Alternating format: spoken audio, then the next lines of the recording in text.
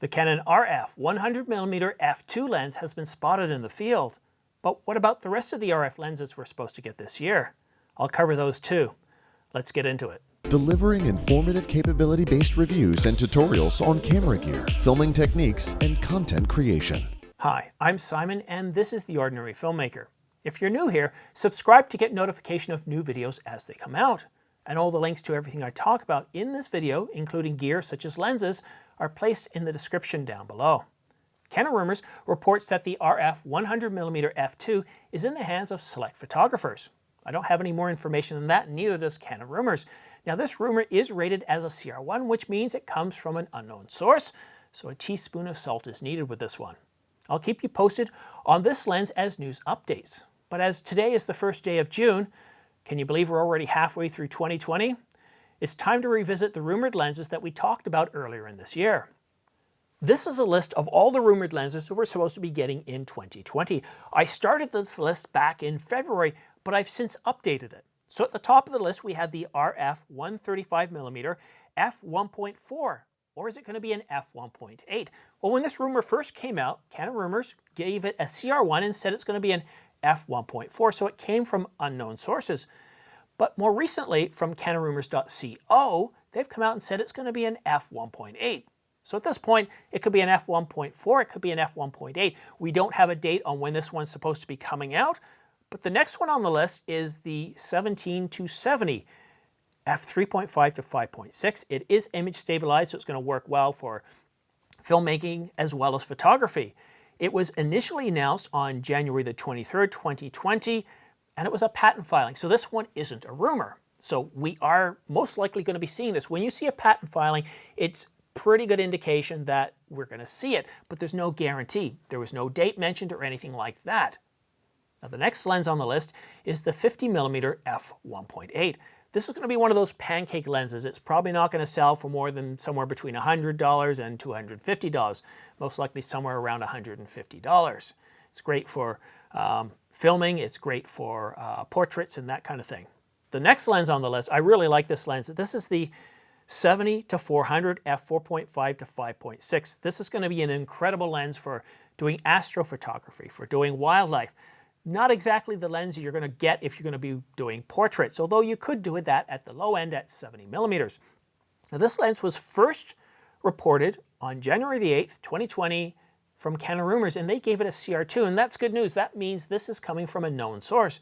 But unfortunately, we haven't heard anything about this one since. The 24-240. This is an excellent lens for the ordinary filmmaker or photographer. It's a great travel lens, it's a great general purpose lens. If you just bought one lens and you had a budget that's, well, you don't have a very big budget, this lens could last you for many, many years.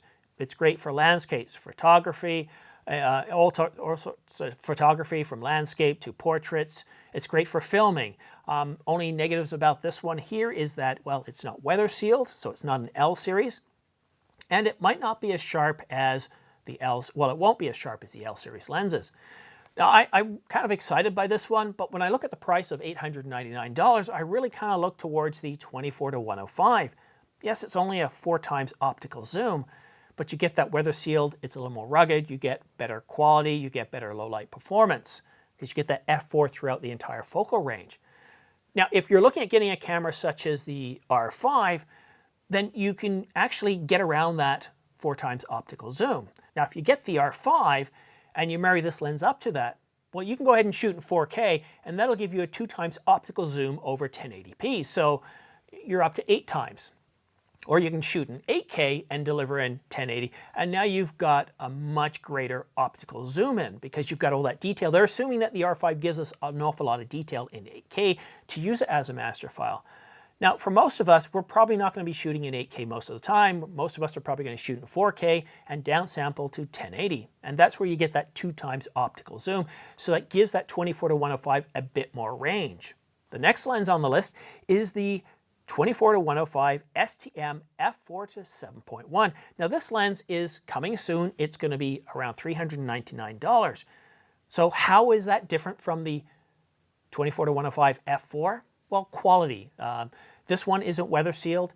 It's got a once you start to zoom in anywhere past, 24, 25, 30 millimeters, this thing's going to go pretty much right to 7.1. So it's not going to be as well in low light, so dusk or dawn or shooting indoors. If you're going to do a decent amount shooting indoors, the 24 to 105 f4 is going to be better. But at $400, you can't really go wrong. Now, if you're starting out, if you're an ordinary filmmaker and photographer, you don't know a lot about low light performance, you're just trying to capture your family life, that kind of stuff, vacations, you're going to be more than happy with this lens. Sure, you're going to get some noise in low light situations, but take it from me, when I was first starting out, I was very happy with the quality, and that little bit of noise, it's low light. I didn't really worry about it too much. The next lens that I'm really excited about is the 100 to 500 f4.5 to 7.1. This is going to be an incredible lens. It's going to be great for wildlife, for sports, for astrophotography, and we know that this one is fact because Canon told us so. In their development announcement, they said they're working on this and it's going to be coming out right around the same time as the R5, so we could probably see this lens right around July. And that's kind of exciting. Now, I don't know what the price is going to be on this. I doubt it's going to be anywhere under $1,000, and depending on the quality of this thing, it could be one of those lenses that cost us a good $2,200 or more. But fingers crossed on that one.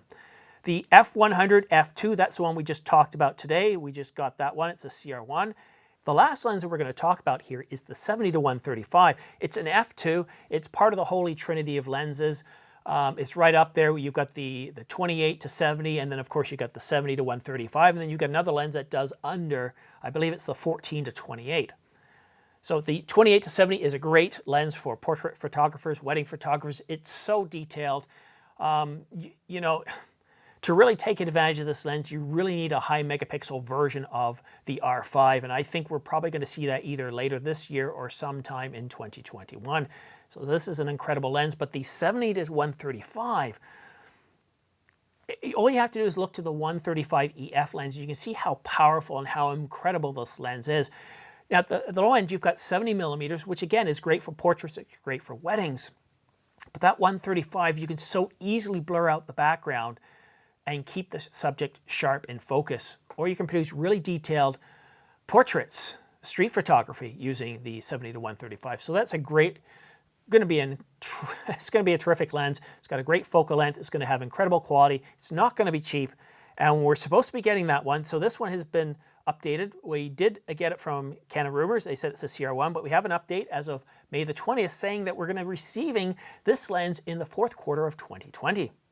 But that's it for now. The links to everything I talked about in this video, including the lenses that are available, are found in the description. Thanks so much for watching The Ordinary Filmmaker. We'll see you again soon. Thank you for watching The Ordinary Filmmaker. All equipment used and notes are placed in the description box, show more box, or down arrow thingy next to the title on the mobile app.